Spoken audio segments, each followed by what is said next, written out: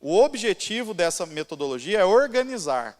Organizar os trabalhos, organizar a entrega, organizar a sua biblioteca, organizar a sua pesquisa bíblica e teológica. Você tem modelo de sermão, modelo de várias coisas que a gente deu aqui, tudo padronizado, até para arquivo, E há um grande mal, que é o seguinte, eu diria o seguinte, que quisera eu, quando eu fui aluno, ter ouvido isso e ter assimilado isso, quando eu era aluno como vocês, que é uma coisa chamada cultura do registro. Anota aí, cultura do registro. Cultura do registro. O que é a cultura do registro?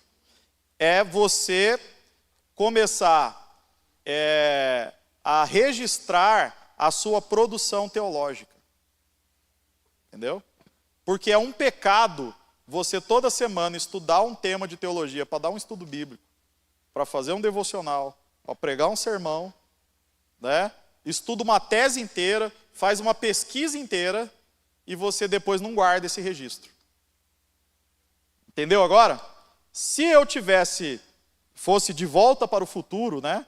Do Michael J. Fox aí, alguma coisa assim, e eu pudesse dar um conselho para mim lá no começo, quando eu era aluno que nem vocês, eu ia falar, faça a cultura do registro, valorize a cultura do registro. Ou seja, essas ferramentas, elas não são ferramentas para chatice, elas são ferramentas para você reter o que Deus tem te dado.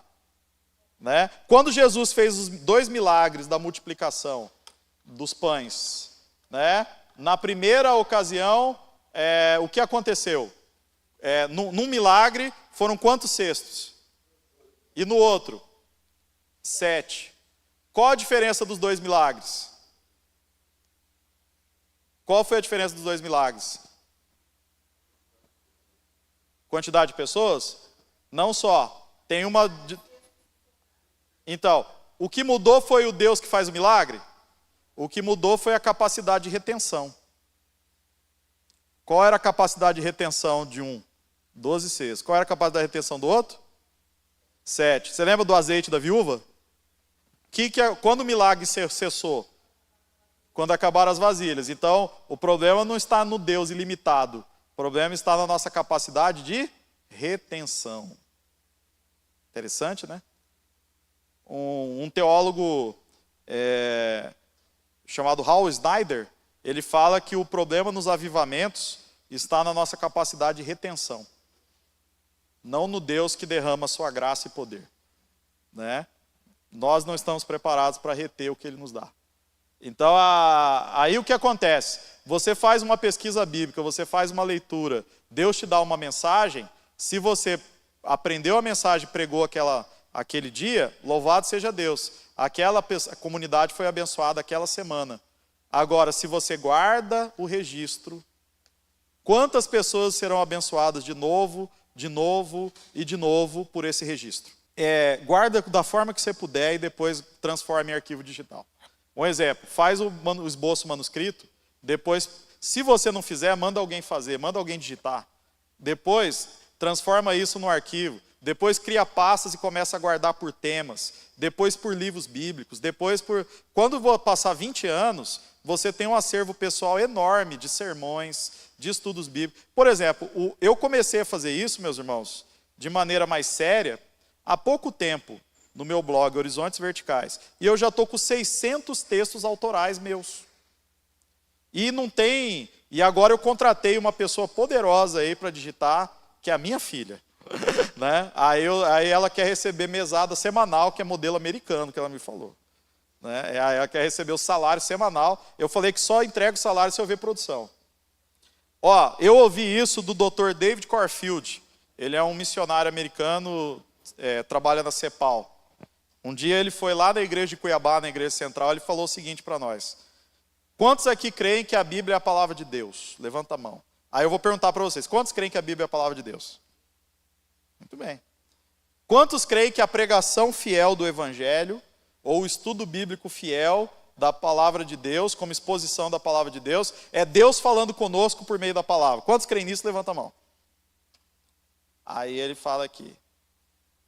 E quantos anotam a mensagem? Aí, quantos anotam a mensagem? Ela anota. Você anota. Ele anota. 3. Né? Agora, olha só. Agora, olha o que ele falou para os demais, que era 90% do auditório. Ele fala assim, peraí, se a Bíblia é a palavra de Deus, se o estudo bíblico e sermão é Deus falando conosco por meio da palavra, se Deus está falando com a gente, não é para anotar? Aí ele pergunta, então qual valor eu estou dando a essa palavra? Entendeu? Então eu preciso anotar, eu preciso memorizar, eu preciso gravar, porque senão eu estou demonstrando que Deus falar e chuchu na feira é a mesma coisa. Então tem alguma coisa estranha. Entendeu? E aí ele lança esse desafio. Agora, se chegasse o governador aqui e fala, ó, eu vou te falar algumas coisas aqui muito importantes, capaz de você falar, pera um pouquinho que eu não tenho caneta e papel para anotar. Que vergonha! Então Deus falar com você é algo que você não quer anotar. Aí o governador vem falar contigo, peraí, deixa eu anotar. Então tem algo errado conosco. Então nós precisamos refletir sobre isso. Então, meus irmãos, é valorizar a cultura do registro. Eu falo isso para vocês aqui com toda a tranquilidade do mundo. A gente não está ensinando metodologia. Eu vou falar para você. É estranho você falar, fiz metodologia, foi a matéria que eu mais gostei. Mas pode ser que você goste de ter feito esse módulo, porque nós estamos trazendo coisas preciosas para vocês aqui, para abençoar mesmo a vida da igreja. As crianças têm a prancheta e anotam o sermão. Excelente. Aí eu estou só falando porque alguns estão na live. Então, assim, lá o Ministério Infantil anota a mensagem. Na igreja do pastor John MacArthur Jr., que nós conhecemos, ele distribui o esboço do sermão dele mnemônico, para anotar. Igual aquelas apostilas de Seibel, né? Antigo. Então, é aquele estilo didático. Distribui para as pessoas anotarem e terem o acesso ao recurso. Eu não estou falando que vai ser assim, gente.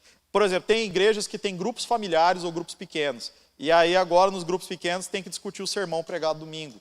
O que eu estou falando é que de alguma maneira nós precisamos guardar a palavra de Deus e criar a cultura do registro. Uma outra coisa, um ministério de um teólogo, um ministério de um pastor, ministério de um evangelista, de uma missionária, de uma educadora cristã, de um educador cristão, ele é uma instituição, anota isso.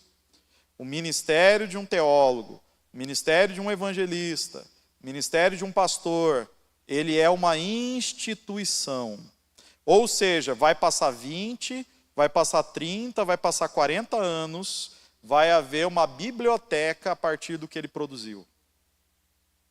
E no Brasil a gente não tem, infelizmente, a cultura do registro. Então, o grande problema, o ministério de evangelistas, pastores, missionárias, educadoras cristãs, educadores cristãos, é uma instituição. Né? Vai passar 20, 30, 40 anos e a obra deles vai ficar. Você já parou para pensar que o seu ministério é uma instituição? Que amanhã isso vai ser base para outras pessoas? A minha maior sacada que eu tive foi obrigar minha filha a digitar meus esboços de sermão. Porque eu sei que minha filha está estudando as mensagens que eu preguei. Então essa foi uma coisa, olha, e ela aceitou fazer e ela nem vê, né? Aí ela pega, tira dúvida comigo, depois ela fala, pai, andei lendo na palavra, não entendi direito, porque na palavra fala assim, é que o senhor no sermão pregou assim, ela vem perguntar, e olha, meus irmãos, glória a Deus por isso. Né? Então, isso é uma coisa maravilhosa que eu estou vendo acontecer. Mas então, agora, eu me arrependo muito, porque eu não tinha muitos cestos para reter o que Deus me deu nos meus 20 anos de ministério até aqui. Então isso aí é um arrependimento que eu tenho. Hoje eu podia ter, se eu tivesse tido cultura do registro, eu era para ter umas 10 vezes mais publicações. 10 vezes mais publicações. Entendeu? Porque só em Lucas do Rio Verde, eu pregava toda semana um sermão novo. Toda semana um sermão novo. Então, 8 a 10 anos pregando toda semana um sermão novo, exatamente. Então já dá o quê? Já dá o quê? 500, né? 520 mensagens. 520 mensagens vezes um sermão, ele é de 5 a 10 páginas. Então vamos trabalhar que é 10 páginas. Já dá o quê? 5.000 5.200 páginas. 5.200 páginas. Se houvesse a cultura do registro. Então, a hora que cai a ficha, e eu acho que essa é a grande questão. Ah, pastor, por que todas as obras teológicas a gente tem que traduzir dos Estados Unidos? Por que a maior parte dos materiais a gente tem que traduzir da Europa? Porque lá tem cultura do registro, aqui não.